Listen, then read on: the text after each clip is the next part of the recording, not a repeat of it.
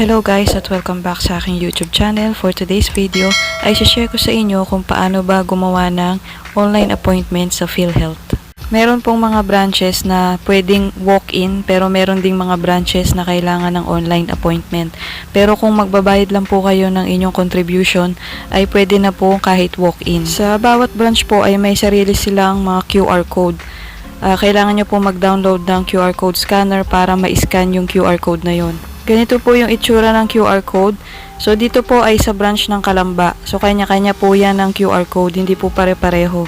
Kung meron po sa inyo mga taga Calamba, pwede nyo po yan i-screenshot or pwede ko po ilagay yung link doon sa description. After ma-scan ng QR code, ay lalabas na itong form ng online appointment.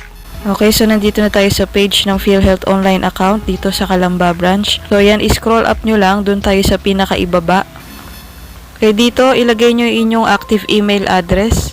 Make sure na active email ang ilagay nyo para ma-receive nyo yung kanilang confirmation. Pagkatapos ay itap nyo yung next button. Dito ay scroll up natin at basahin nyo lang po yung undertaking.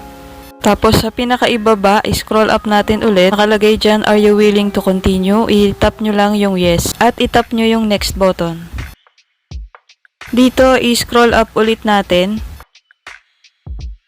Bago nyo po sagutan yung details dito ay basahin nyo po muna itong important reminder na kung kukuha po ay representative ay kailangan po niya ng authorization letter galing sa member, photocopy ID ng member at saka yung photocopy of ID ng representative. Pagkatapos ilagay nyo na po yung information, name of visitor, last name, first name, middle initial, at saka yung age. Dito ay piliin nyo yung type of transaction nyo sa PhilHealth at pagkatapos ay i-check nyo yung box sa tabi.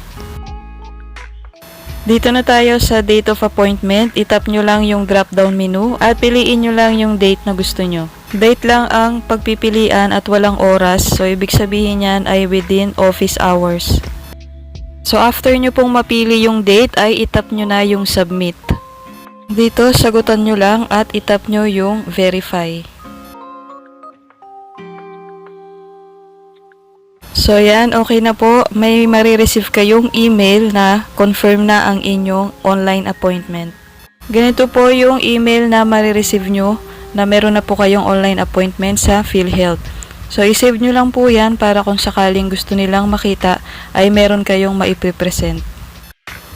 Hanggang dito na lang po ang aking video. Maraming salamat sa panonood.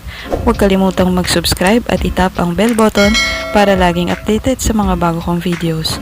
Maraming salamat!